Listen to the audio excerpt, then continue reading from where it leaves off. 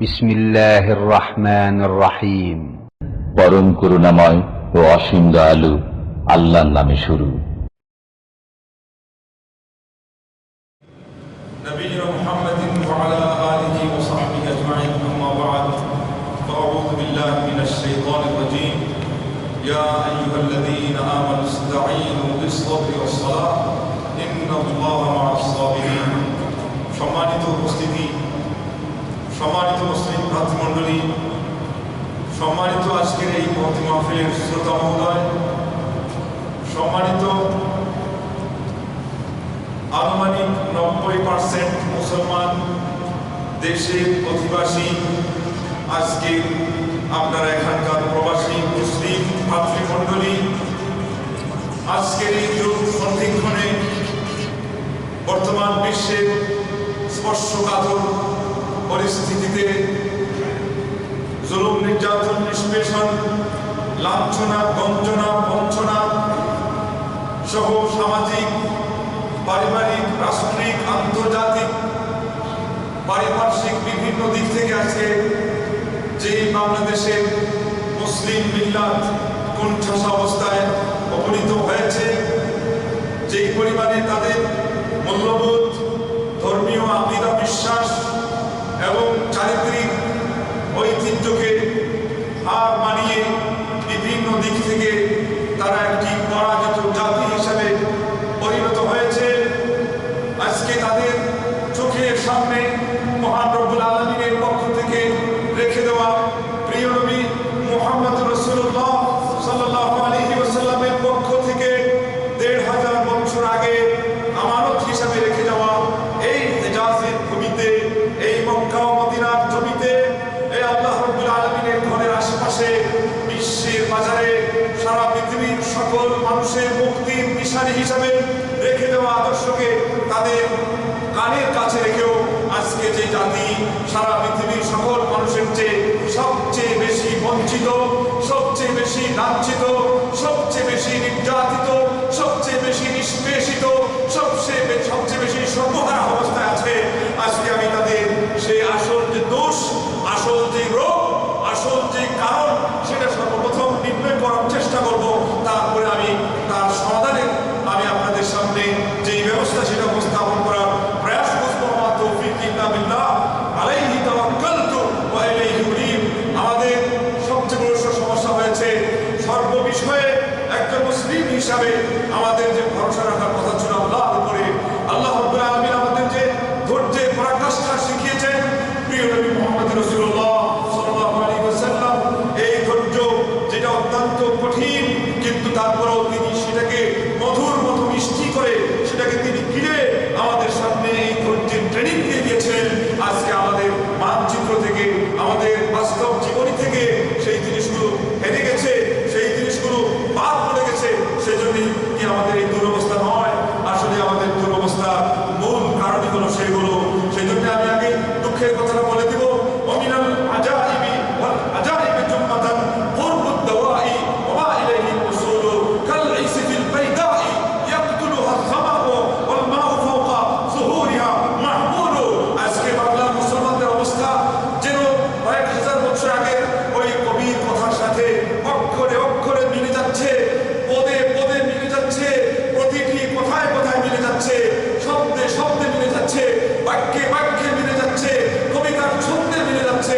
উনি বলেছিলেন এর চেয়ে বড় আশ্চর্যের আর কোনো কিছু নাই দুনিয়াতে, এর চেয়ে বড় আশ্চর্যের আর কোনো কিছুই নাই যে রোগী মানুষের চিকিৎসা, তার তথ্য, তার সেই ঔষধপত্র, তার ডাক্তার সাহেব, তার প্রেসক্রিপশন, তার সেই আপনার ঔষধালয়, সেটা তার হাতের নাগালে থাকে, তার বাড়ির কাছেই থাকে, কিন্তু রোগীটি ঔষধ ব্যবহার না করে মারা যাওয়া।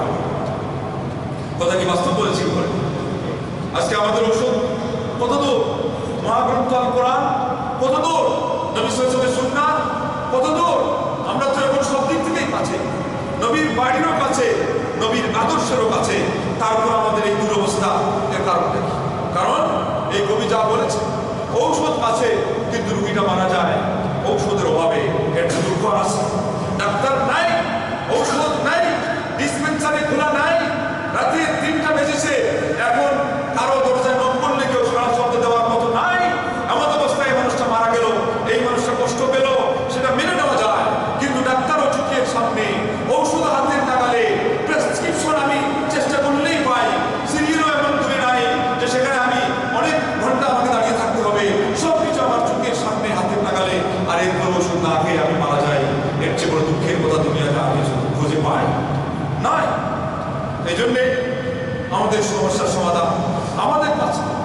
কিন্তু আজকে আমরা সমস্যাটাকেই পক্ষে ধারণ করে, সমস্যাটাকেই আজকে আমরা হাতের মুষ্টিতে ধারণ করে না জানি কিসের পেশায় এই দুদিনের দুনিয়ার মোহ মায়ায় আজকে প্রত্যেকেই যার যার স্বার্থ, যার যার লালিত পাপ, যার যার পালিত অন্যায় অপকর্ম, সেগুলো আমরা না ছেড়েই তো আজকে আমরা এই বিপদে পড়েছি। রোগ নিজেরা খাচ্ছি, ঔষধের দিকে অগ্রসর হচ্ছি না, অথচ ঔষধ আমাদের রোগীর চেয়ে আরো কাছে। ঔষধ ব্যবহার করে দুনিয়াতেও মানুষ উপকৃত হচ্ছে, আমি নিজেও যখন ব্যবহার করে উপকৃত হই, কিন্তু এগুলো আমাদের অভ্যাস আমি ছাড়তে পারি না। সেজন্যই আমাদের অবস্থা কবির কথার সাথে মিলেছে। উনি কি বললেন যে একটা উদাহরণ আছে, উদাহরণ দিলে বিল মিসাল ইয়াত্তাদিকুল মাকাল, কোনো বিষয় পরিষ্কার হয় উদাহরণের মাধ্যমে সহজে বোঝা যায়। উনি উদাহরণ কি বললেন? বললেন এমন উটের মতো এই মুসলমানরা হয়ে গেছে, যে উট মরুভূমিতে তার কুজের মধ্যে থাকা সঞ্চিত এমন পানি, একটা ট্যাঙ্কি আল্লাহ দিয়েছেন কুদরতি কায়দায়।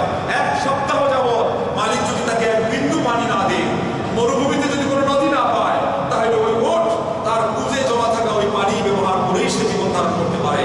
কিন্তু সেই উটের উদাহরণ, যে উট ওই পানিটা সংগ্রহ না করে, পান না করে মারা যায়, আজকে বিশ্বে বিশেষ করে বাংলা মুসলমানদের অবস্থা তাই। সংখ্যায় আপনি কাছাকাছি 90, প্রতিটি মহল্লায় মহল্লায় আছে মক্তব। প্রথমেই আপনার মা বাবা আপনাকে শিখান মহাগ্রন্থ আল কোরআন, কালিমার পাশাপাশি পড়েন সূরা ফাতিহা, এরপরে আপনাকে নামাজ শিক্ষা দেওয়া হয়। কিন্তু আপনারা বড় হতে না হতেই এই শিক্ষা, এই ধর্মীয় মূল্যবোধ, এটাকে ঠিক মতোই রীতিমতো সবাই ভুলে যান, অথবা বেশিরভাগ লোক ভুলে যান। বিপদে আপনাকে শিক্ষা দেওয়া হয় আল্লাহর কাছে সাহায্য চাও, কিন্তু আমরা আল্লাহর কাছে সাহায্য না চেয়ে জীবনের বাঁকে বাঁকে, জীবনের রন্ধ্রে রন্ধ্রে, জীবনের বিভিন্ন ক্ষণে ও মুহূর্তে আমরা সাহায্য চাওয়া শুরু করে দিই গায়রুল্লাহর কাছে, এমন কিছু মানুষের কাছে যেই মানুষগুলো নিজেরাই অসহায় অবস্থায় মারা গিয়েছে। তারা কবরে আজকে এমন ভাবে পড়ে আছে যে ওই কবরে কি আপনি যতবার আজান দিবেন, কোনো মুক্তাদি নামাজের জন্য আসবে না? আসবে? সে তো আজান শুনে না, সে গান শুনে না। ওই মানুষের কাছে গিয়ে আপনি আহ্বান করেন, আর আল্লাহ আরশে আজিমের উপরে অপেক্ষমান থাকেন 24টা ঘন্টা, যে বান্দায়ে তুমি আমার কাছে কেন সাহায্য চাও না? আমার আল্লাহ সাহায্য দেরি করতেন। বাংলাদেশের মুসলমানরা যেই পরিমাণে তাদের জনসংখ্যা আছে, এখন পর্যন্ত যেই পরিমাণে মুসল্লিরা আছে, এই মুসল্লিগুলো যদি ঠিক মতো সুন্নতি কায়দা নামাজটা পড়তো এবং সুন্নতি তরিকা আল্লাহর কাছে সাহায্য চাইতো, মহান রব্বুল আলামিন সাহায্য এক মুহূর্তও দেরি করতো না। সাল্লু কামা রাআইতুমুনি উসাল্লি, তার প্রিয় হাবিব সারা জীবনের ত্যাগ ও তিতিক্ষা, কোরবানি, উৎসর্গ, কষ্ট, সাধনা, দাওয়াত, জিহাদ, আখলাক, মুআমালাত, এই সবগুলো দিয়ে আজকে আমাদেরকে ঋণী বানিয়ে চলে গেলেন। আর শুধুমাত্র বলে গেলেন আসসালাহ আসসালাহ ওয়া মা মালাকাত আইমানুকুম। হে আমার উম্মত, জীবন সামনে, জীবনের শেষ লগ্নে, পড়ন্ত বিকেলে এই কঠোর সাধনা, পৃথিবীতে এমন কোনো মানুষের জীবনীতে পাওয়া যায় না তার কোনো তুলনা। সেগুলো তোমাদের জন্য দিয়ে, আমার আদর্শটা তোমাদের জন্য জিনিয়ে রেখে, তোমাদের সামনে এই কমপ্লিট কোড অফ লাইফকে উপহার দিয়ে এরপরে দুইটা উপদেশ দিয়ে যাচ্ছি। একটা সম্পর্ক রাখে স্রষ্টার সাথে, তো আরেকটা সম্পর্ক রাখে সৃষ্টির সাথে।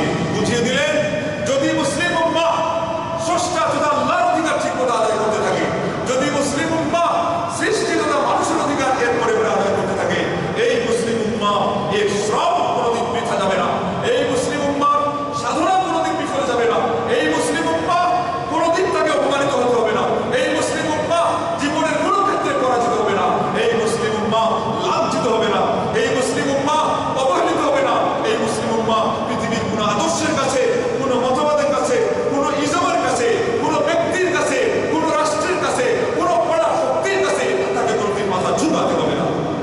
কথা কি বাস্তব বলেছেন নাকি বাস্তব? আল্লাহর কাছে মাথা ঝুঁকানো আজকে মুসলমানরা ওইভাবে ঝুঁকানো ভুলে গেছে। প্রিয় নবী মুহাম্মদ রাসূলুল্লাহ সাল্লাল্লাহু আলাইহি ওয়াসাল্লাম বদরের মাঠ জয় করেছেন।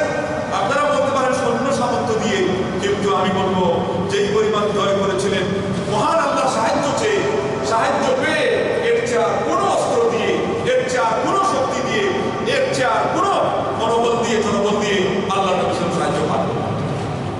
কাঁদছিলেন কাতর কণ্ঠে, বিরোধীর স্বরে, অনুনয় বিনয় সহকারে। আর এমনই কান্না আবু বকর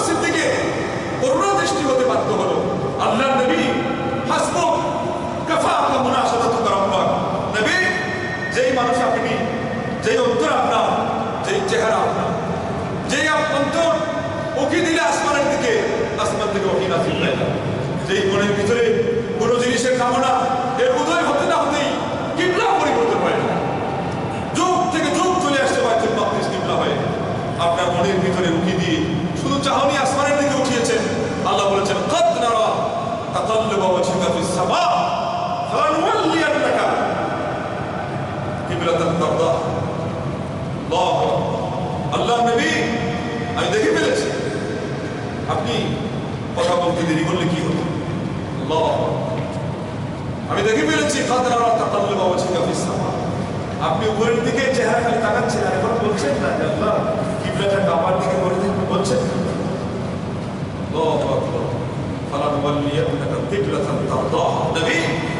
মুখ থেকে শব্দ বের হওয়ার আগে আপনার মনের ভিতরে যে উকি, যেই আবদার, যেই অ্যাপিল, যেই আকুতি, যেই দরখাস্ত শব্দে এখনো সাজানো হয়নি, লিখিতভাবে আসেনি, কিন্তু আমি মনের খবর জানি। আর তোমার অনেক দাবি বললো আমি আল্লাহর কাছে এতই বেশি আছি, সাথে সাথে এতই বেশি আছে যে তুমি যেদিকে কিবলা ফিরাতে চাও আমি আল্লাহ সেদিকে কিবলা ফিরাই দেব। এই নবী সাল্লাল্লাহু আলাইহি ওয়াসাল্লাম। আর আমরা সেই নবীর তো উম্মত। আল্লাহ পাক কি আমাদেরকে নবী থেকে আলাদা করে দেখেন? এই নবীর সাথে হয়েই তো আপনি এত বড় পুরস্কার পেয়েছেন। এই নবীর উম্মত হিসাবে আসার কারণেই তো আপনি এত বড় মর্যাদা লাভ করেছেন। যে সেই নবীর মর্যাদাতে, উম্মতের মর্যাদাতে আগে নবীদের মধ্যে বর্ষিয়া হাতে গোনা 5 জন দৃঢ়প্রতিজ্ঞ নবী, তার মধ্যে ঈসা আলাইহি ওয়া নবিয়িনা আসসালাতু ওয়াত তাসলিম, তিনিও আমাদের কাফেলায় এসে শরীক হলেন। আল্লাহ, কিসের কারণ? আর কোনো কারণ নেই। একটা হলো এই উম্মতের মর্যাদা বৃদ্ধি পাবে, যে নবীও এই উম্মতের সময় আসলে, এই নবীর সময় আসলে তাকে এই উম্মতের মতো করে এই নবীর অনুসরণ করার জন্য আসতে হয়। আর আরেকটা হলো ওই খ্রিস্টানদেরকে শিক্ষা, তোমরা তাকে যীশু খ্রিস্টকে আল্লাহর ছেলে দাবি করে তাকেও কৃত্যবাদের বিশ্বাসের ওই বৃত্ত চক্রের মধ্যে ঢুকিয়ে একজন মাবুদ বানিয়েছ। সে মাবুদ বা হত্যা রাখে না, সে তো বরং আমার আমার দাসানুদাস, আমি তাকে রাসূল করেছি, তুমি রাসূল, আর সেগুলো আমার প্রিয় রাসূল মুহাম্মদ রাসূলুল্লাহ সাল্লাল্লাহু আলাইহি ওয়াসাল্লাম এর উম্মত হয়েও একসময় সে আসবে। আল্লাহ, আর আজকে আল্লাহ বলেন আল্লাহ ইন্না নাসরাল্লাহি করিব, আল্লাহর সাহায্য জেনে রাখো, শুনে রাখো, ওয়ার্নিং নাও, তোমাদের জন্য উপদেশ, তোমাদের জন্য এই ঘোষণা। আল্লাহ, এটা নবীর যুগের জন্য নয়, আল্লাহ কিয়ামতের আগ পর্যন্ত। ইন্না, অবশ্যই, নাসরাল্লাহ, আল্লাহর সাহায্য করিব, অতি নিকটে। আল্লাহ, কিন্তু কাদের? মিনাল মুহসিনিন, মিনাল মুহসিনিন। আমল ভালো করেছেন কি? ছেড়ে বসে পয়লা আবর্জনা সাফ করেছেন তো? যার নামাজে এখন অলসতা আছে কেটে উঠেছেন কিনা? যিনি এখন পর্যন্ত সুদী ব্যাংক ব্যালেন্সের সাথে সম্পৃক্ত আছেন, কাটছেন কিনা? নাকি না বলবেন যে না আমরা আমাদের অবস্থায় থাকি আর আল্লাহ আমাদেরকে ওই ময়লা আবর্জনা রেখেই পুরস্কার দিয়ে দিবে? দিলেও তো হবে না। এই দেওয়ালে এই প্রাচীর যদি শ্যাওলা লেগে থাকে, আর যদি মিস্ত্রি সাহেব এটাকে ভালো করে সাফ না করে, আর বাজারে পাওয়া সারা বিশ্বের সেরা পেইন্ট এনে আপনি যদি তুলি দিয়ে, দুনিয়ার সবচেয়ে মূল্যবান তুলি, দুনিয়ার সবচেয়ে পরাঙ্গম এবং পরিপক্ক একদল মিস্ত্রি দিয়ে, একদল যারা এগুলো কাজ করে কারুকার্য পেইন্টারকে দিয়ে আপনি লাগান, কয়েকদিন পরে আপনার এই পেইন্ট থাকবে না কিনা পড়ে যাবে, বেরো পড়ে যাবে। আপনি ময়লাকে আগে সাফ করে, তাহলে এখানে আল্লাহকে দোষারোপ করে, আল্লাহকে দেখে না। মুসলমান, বাংলাদেশের মুসলমান না, আল্লাহর কাছে এগুলোর চেহারা পছন্দ হয় না। আমার আল্লাহর কাছে পছন্দ হওয়ার কোয়ালিটি আছে, হওয়ার শর্ত আছে। ওয়ালা তাহিরু ওয়ালা তাহজানু ওয়া আনতুমুল আ'লাউনা ইন কুনতুম মুমিনিন। আল্লাহ পাক বলে দিয়েছেন, হীনমন হয়ো না, দুশ্চিন্তাগ্রস্ত হয়ো না। তোমাদের সাহস হারা হওয়ার কোনো কারণ নেই। তোমাদের মনের মণিমুঠায়, হৃদয়ের গহীন করে, হৃদয় তন্ত্রীতে, তার কোণাতে, তার গভীরে সামান্যতম চিন্তা পর্যন্ত জাগাতে অবকাশ নেই। যদি একটা সত্য কাজ পালন করতে পারো, সেটা হলো তোমরা আমি আল্লাহর উপরে ঠিক মতো ইমানদারি প্রমাণ করতে পারো কিনা। আজকে আমরা ইমানদার হতে পেরেছি? আজকে আমরা জমিদার হয়েছি ঠিকই, তালুকদারও ঠিক হয়েছি, তহসিলদারও ঠিক হয়েছি, মোশনদারও ঠিক হয়েছি, অনেক দান আমরা করেছি, কিন্তু ইমানদারিতে আমরা নাই। আল্লাহ ইমান, কোথা সে মুসলমান, কোথা সে মুসলমান। মুসলমান। আল্লাহ রাব্বুল আলামিন আমাদেরকে শর্ত দিয়েছিলেন ঈমানে, শর্ত দিয়েছিলেন ধৈর্যে। জাআলনা মিনহুম আইম্মা ইয়াহদুনা বিআমরিনা লাম্মা সাবারু ওয়া কানু বিআয়াতিনা ইউকিনুন।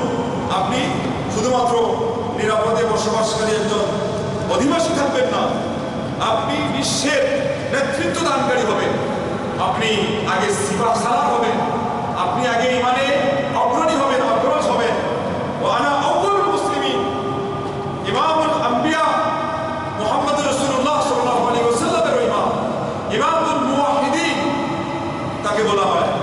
ইব্রাহিম আলাইহি ওয়া আলা নবিয়িনা সালাতু ওয়া তাসলিম বলেছেন ওয়া আনা আউয়ালুল মুসলিমিন। এর দুইটা অর্থ, একটা হলো সকল মুসলমানের আগে আমি মুসলমান, এই জাতির মধ্যে আমার কোনো মুসলমান নাই, এটা বাস্তবসম্মত। আরেকটা হলো ইসলামের ডাকে সাড়া দিতে গেলে আমি নবী ইব্রাহিম সবার আগে, এটাও সত্য বলেন সুবহানাল্লাহ। উনি আগে ছিলেন না পিছিয়ে ছিলেন? আল্লাহ পাক যখন বললেন যে ইব্রাহিম, দুনিয়াতে এমন পরীক্ষা আর নেওয়া হয়নি, আর নেওয়া হবেও না। কলিজার টুকরা সন্তান বার্ধক্য উপনীত হওয়ার পরে কোনো পিতা সবচেয়ে বেশি আশা করে একটা ছেলে পাবে, ফুটফুটে চেহারা, চেহারা দেখলে অন্তর ঠান্ডা হয়ে যাবে, ক্লান্তির গ্লানি ভুল পড়ে যাবে, আমার সাথে হাঁটি হাঁটি পাই পাই করে সহযোগিতা যোগাবে, আল্লাহর ঘর আমার ঘরে ভিত্তিপ্রস্তরের মধ্যে এক খণ্ড করে ইট আমাকে এনে দিবে, এরপরে আমি পাথরের উপরে উঠে আল্লাহর ঘরের ভিত্তিপ্রস্তর নির্মাণ কাজ সম্পন্ন করবো। এবং সেই পর্যন্ত ছেলে পৌঁছে গেল। এরপরে বাকি থাকলো আনন্দ আহ্লাদে এই আল্লাহর ঘরে নামাজ পড়া, আল্লাহর নাম নেওয়া। কিন্তু সেই সুবাহ, সেই সুযোগ, সেই সুবর্ণ সুযোগ এবং সেই গোল্ডেন অপরচুনিটি ইব্রাহিম আলাইহি ওয়া আলা নবিয়িনা সালাতু ওয়া তাসলিমের যুগে আসতে না আসতেই এই মুহূর্তে আল্লাহ বলেন, ইব্রাহিম ওই ছেলেকে আমি নিব তো নিব, অন্য ছেলের মতো না। পরীক্ষাও যেমন নিব, অন্য পরীক্ষার মতো না। ছেলেকেও নিতে চাই, অন্য ছেলের মতো না, বরং তোমার নিজ হাতে বাবা হয়ে তুমি জবাই দিবা। আমি আল্লাহর ভালোবাসা এইভাবে যদি প্রমাণ করতে পারো, তাই বুঝলাম ওয়ানা আউয়ালুল মুসলিমিন, তুমি মুসলমানদের মধ্যে সর্বসেরা, সর্বাগ্রে, সর্বগ্রহ, সেটা প্রমাণ। ইব্রাহিম কি বলছে? আল্লাহ, এইটা তো মনে হয় একটু দেরি করা লাগে, এটাতে তোদের একটু পরামর্শ নেওয়া হয়। কিসের পরামর্শ? ইমানের সাথে কিসের পরামর্শ? আল্লাহর সাথে আমার কিসের সেই পাটারি? তারপরে তিনি বললেন যে আল্লাহ, আমি তো রাজি আছি, কিন্তু চিন্তা থাকলো ছেলে কি জানি উত্তর দেয়। মানুষ যুগ এখনো বুঝার শিখে আসে নাই, কিন্তু কোথায় বলে বাপ কাকে বেটা দরখাস্ত কা গোটা কুছ না হতো থোড়া থোড়া। ছেলে যেমন বাপ যেমন, বাপ যেমন ছেলে যেমন। খালি প্রস্তাব রাখা মাত্রই ছেলে বলে দিলেন যে বাবা, ওইটা নিয়ে তোমার চিন্তা করার কারণ নেই, তোমার চিন্তা করার কারণ নাই। তুমি যেইভাবে স্বপ্নকে বাস্তবায়ন করতে চাও, আমি তোমারই তো ছেলে, ওইভাবেই আমাকে তুমি জবাই করে ফেলো। আল্লাহর সন্তুষ্টি হলো আমারও কাম্য, যেমন আল্লাহর সন্তুষ্টি তোমার কাম্য। সেই জন্যই তাকে বলা হয় জাতির পিতা। সালাম্মা আসলাম, কারণ ইসলাম নামটা ব্যবহার কম হয়েছে, নাম একই ছিল, কিন্তু এরপরও এই নামের জন্য প্রত্যেক জিনিস কিন্তু সবার জন্য শুভ পায় না। ইব্রাহিম আলাইহিস সালাম অগ্নি পরীক্ষার মাধ্যমে এবং ইসলাম শব্দের মধ্যে যে আত্মসমর্পণ, এটাকে এমনভাবে বাস্তবায়ন করে দেখিয়েছিলেন, সব কিছু করার পরে নিজের পরিবার টুকরা ছেলেকে জবাই করে দিও, এবং সেখানে আসলামা, ছেলেও ইসলাম এনেছে, বাবাও ইসলাম এনেছে। কিন্তু এই ইসলাম আপনার আমার মতো হালুয়া রুটি খাওয়ার ইসলাম ছিল না, আপনার আমার মতো আজর গোলাপ পাখানো জামা পরে খালি দূরে নামাজ পড়ার ইসলাম ছিল না। এটা এমন একটা ইসলাম, পৃথিবীর আসমান কোনোদিন এই ইসলাম দেখেনি, এই জমিন কোনোদিন সেই ইসলাম দেখেনি। পশু জবাই করার ইসলাম দেখবে, হয়তো আগেও দেখেছে, কিন্তু বাপ হয়ে ছেলেকে জবাই করবে, এই ইসলাম পৃথিবীর কোনো আকাশ ওয়েদার দেখেনি, কোনো বাতাস ওয়েদার দেখেনি, আসমান দেখেনি, কোনো জমিন দেখেনি, কোনো মানুষ দেখেনি, আর দেখলো না। সেটার নাম হলো ছেলেকে বাপ নিজেই জবাই দিবে, এটার নাম হলো ফালাম্মা আসলামা। ছেলেকে পার্শ্বদেশের উপরে শোয়ে দেওয়া হলো একটা পশুর মতো। পার্শ্বদেশের সে শোয়ে দেওয়া হলো এবং জবাই করার জন্য প্রস্তুতি নেওয়া হয়ে গেল, জবাইয়ের সকল প্রক্রিয়া বাস্তবায়ন হয়ে গেল। তখন আল্লাহ রাব্বুল আলামিন কি বললেন? কাদ সাদ্দাকতা রুইয়া ইন্না কাযালিকা নাজিল মুহসিনিন। ইব্রাহিম, স্বপ্ন তো বাস্তবায়ন হয়ে গিয়েছে, আমি আল্লাহ কিন্তু দিয়ে ধর দেখে মন কেড়ে নিতে কতক্ষণ, আমি কিন্তু এটা চাই, আমার তো এটা দরকারও নাই। লান ইয়ানালাল্লাহু লুহুমুহা ওয়ালা দিমাউহা ওয়ালাকিন ইয়ানালুহু তাকওয়া মিনকুম। আজকেও আপনারা ওই নীতি ফলো করতে গিয়ে কুরবানি দেবেন, কিন্তু আমার আল্লাহ বলেছেন রক্ত আমার কাছে যায় না, মাংসও যায় না। আল্লাহ রক্ত দিয়ে কি করবে? মাংস দিয়ে কে খাবে? খাবেন তো আপনারাই। রক্ত দেখে খুশি হবেন আপনি নিজেই, কিন্তু আমার আল্লাহর জন্য রক্ত প্রবাহিত করতে গিয়ে যে ত্যাগটা দিলেন, যেই টাকাটা দিলেন, যেই মানসিকতা প্রদর্শন করলেন, যেই একনিষ্ঠতা অন্তর খুলে দেখালেন, আল্লাহর কাছে এটা মূল্য এত বেশি পৃথিবীতে কোনো প্রাণী দিয়ে দেওয়া যায় না। প্রাণী তো দূরের কথা, আর কোনো কিছু দিয়ে দেওয়া যায় না। এটার নাম হলো কুরবানি, এটার নাম হলো প্রকৃত আত্মসমর্পণ।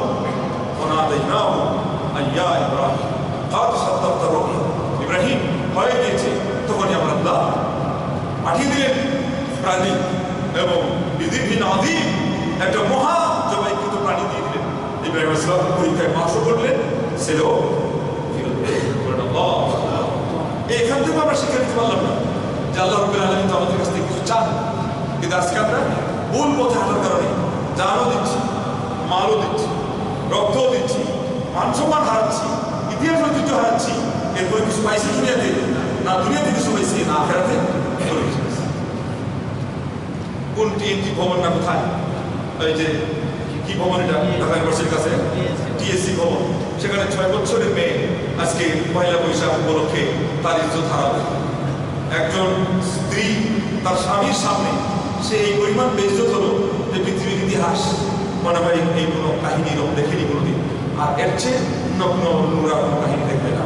কেন? কিসের কারণ? শুধুমাত্র এই কারণে যে ইসলামিক মূল্যবোধ, ধর্মীয় ঐতিহ্য আমাদের না। কেন এত রাত পর্যন্ত তোমার স্ত্রী কিন্তু বাহিরে থাকবে? কেন? কেন আজকে যেই দিবসটা ইসলাম দেয়নি, তার কোনো ইতিহাস নাই, ব্যাকগ্রাউন্ড নাই, শুরু নাই, শেষ নাই, কোনো ডিটেলস নাই, কোনো প্রোগ্রাম নাই। আপনাকে যেটা ইসলাম দিয়েছে, এই ঈদের শুরু আছে, শেষ আছে, কিভাবে উদযাপন করবেন সব বিশাল ঘটনা আছে। সুরমাটা লাগার কথা আছে, জামাটা নতুন হোক অথবা পরিষ্কার বলা আছে, বলে সুবহান। ঈদগাহে যাবেন, এক পথে যাবেন, আরেক পথে ফিরত আসবেন, বলে দেওয়া আছে, বলে আল্লাহু আকবার।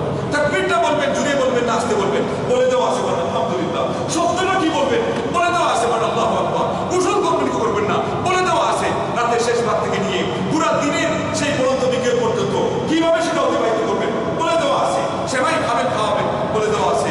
গরুর জবাই করবেন, কলিজি দিয়ে প্রথমে আপনি শুরু করবেন, বলে দেওয়া আছে। নিজে খাবেন, অন্যদেরকে খাওয়াবেন, বলে দেওয়া আছে। নিজে খাবেন, হাদিয়া দিবেন আত্মীয়কে, দান করবেন গরিবদেরকে, বলে দেওয়া আছে। আল্লাহু আকবার। খতিব সাহেব খুতবা কি দিবে, বলে দেওয়া আছে। শ্রোতারা কিভাবে শুনবে, বলে দেওয়া আছে। নামাজটা কিভাবে হবে, বলে দেওয়া আছে। আপনার সেই 2 রাকাত নামাজের পাশাপাশি অতিরিক্ত কয়টা তাকবীর হবে, কোন রাকাতে কতটা হবে, কোন সময় হবে। হ্যাঁ, 2 রাকাতেরই শুরুতে হবে, প্রথম রাকাতে 7 তাকবীর, দ্বিতীয় রাকাতে 5 তাকবীর, গনে গনে গনে গনে এখানে 5 তো এখানে 7, সেটাও বলে দেওয়া আছে। এটার নাম হলো ইসলামী। আর যে ঈদের আগাও নাই, মাথাও নাই, ইতিহাস নাই, রাত হবে না, দিনে হবে, সকালে হবে না, সন্ধ্যায় হবে, তার মা নাই, বাপ নাই, তার কিছুই নাই, সেই ঈদের জন্য আজকে সারা দেশব্যাপী সরকারি ছুটি ঘোষণা করে। আর মা বোনরা এরা বের হয়ে যাবে, আর আপনারা হা করে তাহলে দেখবেন। তাহলে তো এইভাবে আপনাদের ইজ্জত যাবে, সম্মান যাবে, সারা পৃথিবী দুনিয়াতে আপনাদেরকে নিয়ে চিন্তা করবে। আর কালকে আমাদের কি না হতে পারে সামান্য চিন্তা করলেই তো আমরা বুঝতে পারি। ইলিশ খাবেন 45,000 দিয়ে একজোড়া ইলিশ, আপনার পয়সা খুব বড় হয়ে গেছে, পয়সা কামড়ায়।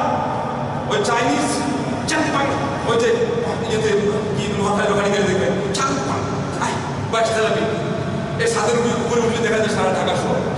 ওখানে গিয়ে চাংপাক কি করবেন? আপনি বাংলাদেশে মুসলমান, চাংপাক দিয়ে আপনার কি আছে?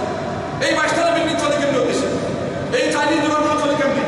একজন আমাকে বললো, যাদের টাকায় খালি কামড়া, টাকা তো অনেক আছে কামড়া, এমন কামড়া আর এত বেশি টাকা ব্যাংক দিয়ে ধরতে পারে না, ব্যালেন্স দিয়ে আটকাইতে পারে না, বালিশের ভিতরে ঢুকায়, কার্পেটের নিচে বোঝায় এত টাকা। আর আপনি খালি গরিব, দেশ গরিব গরিব।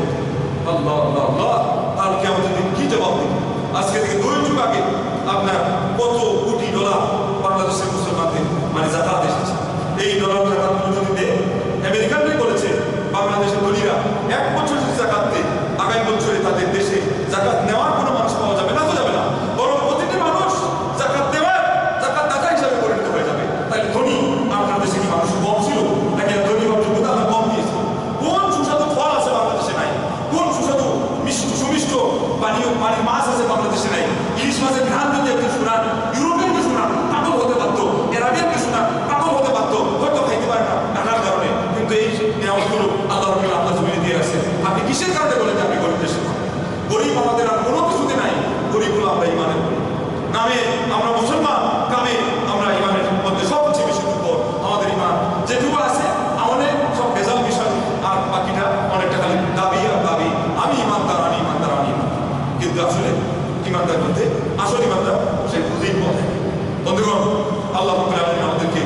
ইসলাম দিয়েছিলেন, এই ইসলাম দিয়ে আমরা খালি শুধুমাত্র এই পরকালে জান্নাত লাভ করবো এই জন্য দেন।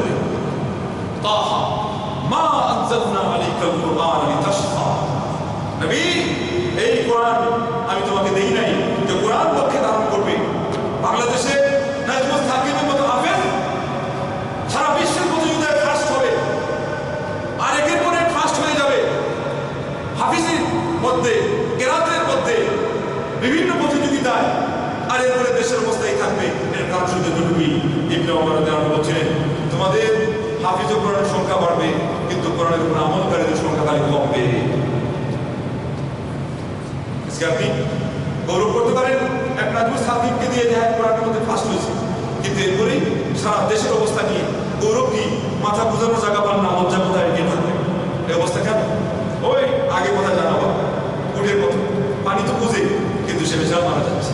কোরআন তো আছে, হিফজুল কোরআনের মাদ্রাসা পর মাদ্রাসা হচ্ছে, কোরআনের তাফসীর মাহফিল হয়, কোরআনের বৈঠক হয়, বিভিন্ন চর্চা হয়, কিন্তু কোরআনে আসল সুবা, আসল সে শক্তি, আসল স্প্রিট, কোরআন দিয়ে উপকৃত হওয়ার যে আসল কাজ, আপনার জীবনকে রঙিন করা, পরিবারকে সাজানো, সেটা আছে নাই। সূরা তাহরিমের 6 নম্বর আয়াতে আল্লাহ বলছেন, ও আনফুসাকুম ওয়া আহলিকুম নার, নিজেদেরকে এবং পরিবার পরিজনকে জাহান্নামের আগুন থেকে বাঁচাও। আজকে এটাকে ভূমিকা করেন, মূল বিষয় ধরেন এটা যে এই যে কমপক্ষে এখন যে বিপদে আমরা আসছি, এখনো কি আমরা ওইভাবে ঘুমাবো?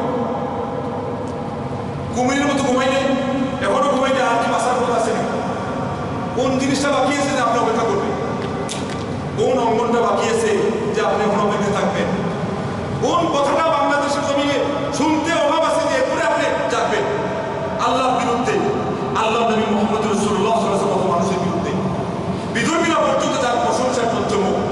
এই বাংলা মায়ের দামাল ছেলেরা যাদেরকে বলেন যে সোনার ছেলে, এরা আমার নবীকে গালমন্দ দিতে কোন দেশে মানুষের চেয়ে কম আছে না সমান আছে, বরং তারা বেশি আছে। এরপরে আপনি ওখানে থাকবেন না, আমার জায়গা কোন থেকে জায়গা সমাগম বাকি আছে। কি অবদ্ধ ভাষা, আর কি আল্লাহ সম্পর্কে, কি নবী সাল্লাল্লাহু সম্পর্কে, কি উম্মাতুল মুমিনিন সম্পর্কে, কি সাহাবে সাহাবীদের সম্পর্কে আপনারা কি বাকি আছে? কোন বেইজ্জতি বাকি আছে, কোন পাপটা বাকি আছে, কোন নোংরামি বাকি আছে, বরং যেটা কোরআন সুন্নাহর আলোকে আমরা যেটা মানে চিন্তাও করতে পারি না, তার চেয়ে আরো বেশি আপনার বাহাদুরি আপনার ছেলেরা দেখাইছে। আর আপনি বলতেছেন যে না, আমরা খুব ভালো ইমানদার। লা ইলাহা ইল্লাল্লাহ, ইন্না লিল্লাহি ওয়া ইন্না ইলাইহি রাজিউন। অতএব বন্ধ করার সময় নেই। ফাফিরু ইলাল্লাহ, আল্লাহ বলতে তোমরা পালিয়ে আসো, তাড়িত হও আল্লাহর দিকে। বাংলা মুসলমান আর তোমাদের 4 বছর কোনো জায়গা না।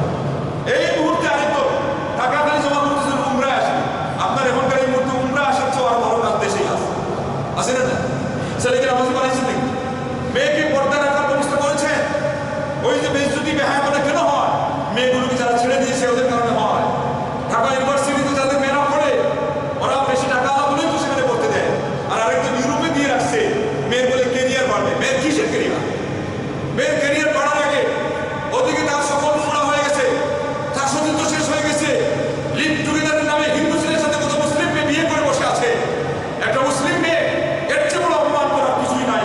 আল্লাহ নবীর মুখে গালি লেপন করার মতো কাজ, কোরআনের মুখে গালি লেপন করার মতো কাজ, যে সে নামে মুসলমান আর বিশ্বের দ্বিতীয় দেশের মুসলমানের দেশের একটা মেয়ে, সে ভারতের একটা হিন্দুর সাথে বিয়ে করে আমেরিকাতে পড়াশোনা করতে গিয়ে আপনি কেরিয়ার বাড়িয়ে দিয়েছেন। কি কেরিয়ার বাড়িয়েছেন? কি কেরিয়ার বাড়িয়েছেন? আপনি আপনার মতো কোনো ব্যক্তিগত বিষয়ে চিন্তা দিলে ভালো হতো কথা, কিন্তু আপনি কি করেছেন? আল্লাহর দ্বীনকে আপনি অপমানিত করেছেন। যে ইসলাম ধর্ম আসার পরে অন্য কোনো ধর্মের ধর্ম করতে তো বাকি থাকে না। আমার নবী এই আসার পরে কোনো নবীর নবুয়তির সেই পাওয়ার নিয়ে যে নবী হিসেবে কাজ করবেন সেটা থাকে না। একটু আগে শুনলেন ঈসা নবী আমার নবীর অনুগামী হয়ে আসবেন, বরং তিনি বলেছেন ওমরকে, এই ওমর, তাওরাতের কপি নিয়ে হাঁটো আর আমার ভক্তি দেখাও।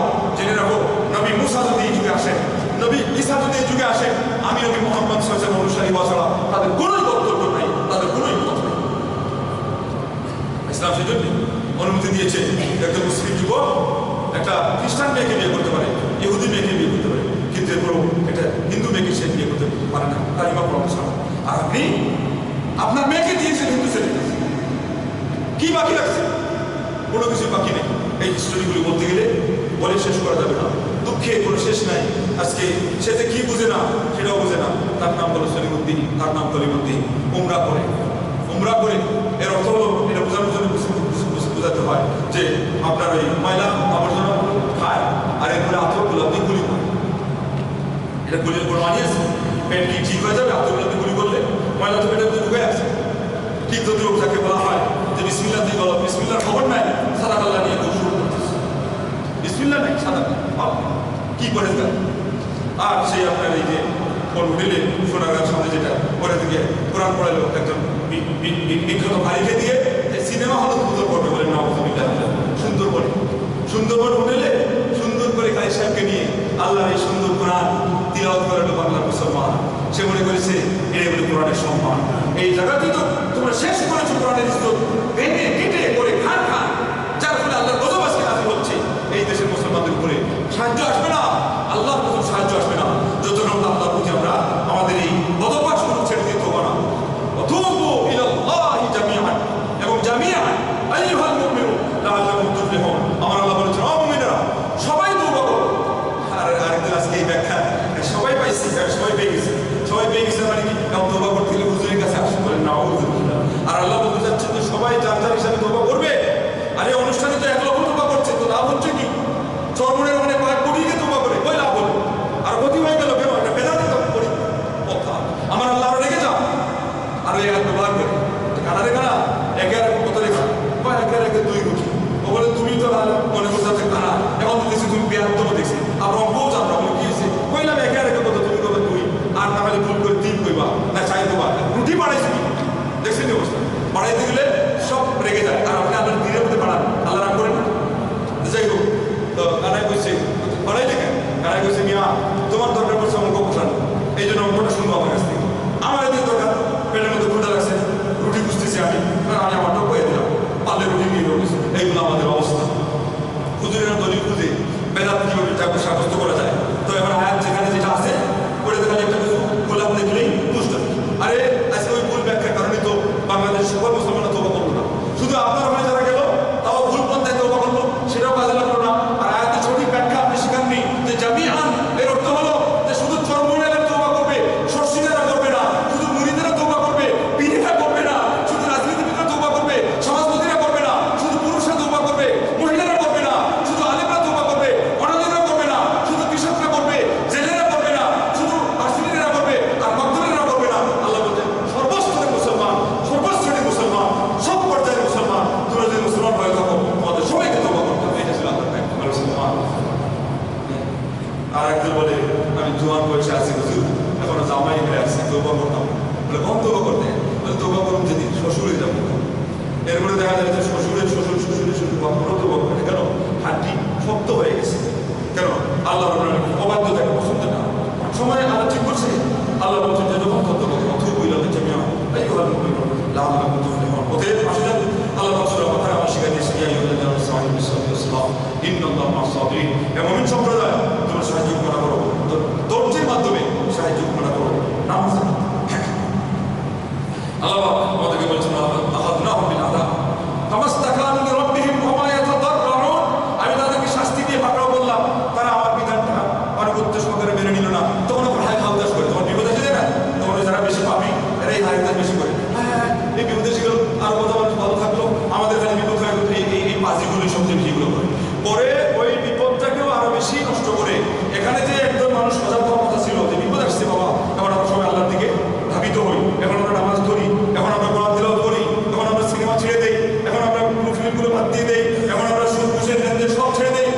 এই সরকারের এসে করে কি আরে এইগুলো আসতে চলে যাবে, আমরা প্রতিহত করবো। আর একজন প্রতিহত বলে করবো না, বন্যা প্রতিহত করে, তারপরে এই আপনার সাইক্লোন প্রতিহত করে, তারপরে নার্গিস ওই যে জলোচ্ছ্বাস প্রতিহত করে, এরপরে বাকি আছে কোন দিন আসমান থেকে যে গজব সেটা প্রতিহত করবে, ঠিক মতো করতেছে।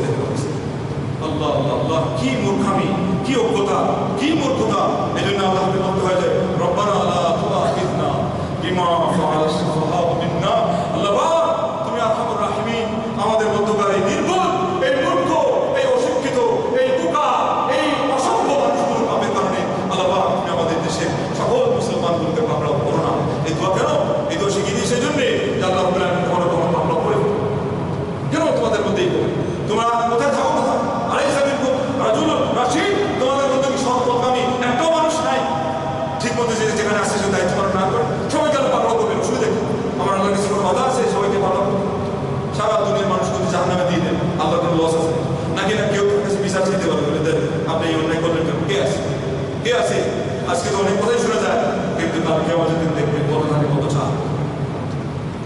আল্লাহ আল্লাহ, সাত আসমানকে এক অঙ্গুলিতে, সাত জমিনকে আরেক অঙ্গুলিতে, জমিনের মাটির নিচে যেগুলো এক অঙ্গুলিতে, মাটি এবং আসমানের মাঝখানে যেগুলো আছে এক অঙ্গুলিতে, এবং আরো যা কাদা কিছু আছে এগুলো এক অঙ্গুলিতে নিয়ে যখন চাকুনি দেওয়া হবে এবং বলা হবে লিমানিল মুলকুল ইয়াউম লিল্লাহ আল ওয়াহিদুল কাহ্হার, আজকে প্রতিশালী আল্লাহ ব্যতীত রাজত্বকার আমার কাছে একটু উত্তর দেওয়ার জন্য কেউ আসো তো দেখি সাহস আছে না?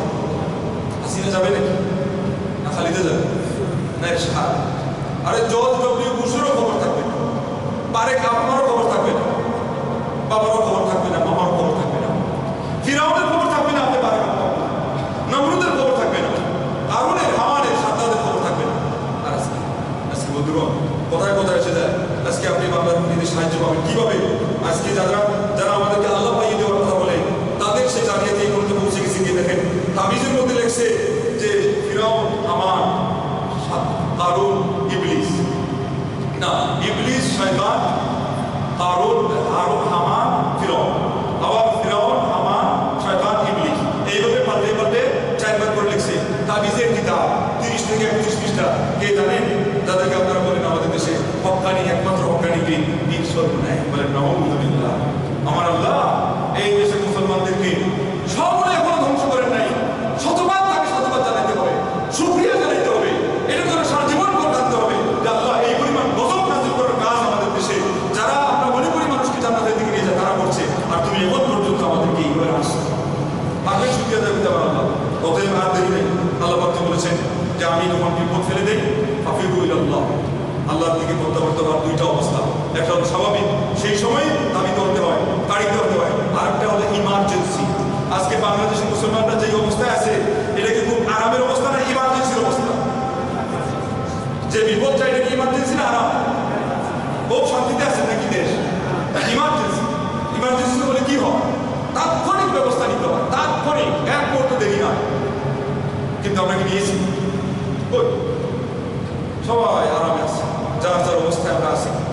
দেশ দেশ বুঝবে, খেস বুঝবে, জাতি বুঝবে, আমি আমার ভালো থাকলেই হবে, চাচা আপন যা বাঁচা। কিন্তু যখন গজবটা আসবে দেখবেন মজা তারে হবে, বিশেষ করে পরকালের গজব। আল্লাহ আল্লাহ আল্লাহ, আমার আল্লাহ এমনি করবে যে অকুতুহান নাস বলে যারা কিছু মানুষ আছে এদের চামড়া খুবই মোটা, এই জন্য এই হাদিসে আসছে 72 মাইল, আর আরেক কাছে 42 মাইল, আর আরেক কাছে 70 মাইল, খালি আপনার চামড়াটা হবে মোটা, জাহান্নামী বলেন না। কেন? এদের গায়ের কথা বলে না, এদের ওই শরীর সিদ্ধ হয় না, এদের মন বলে না।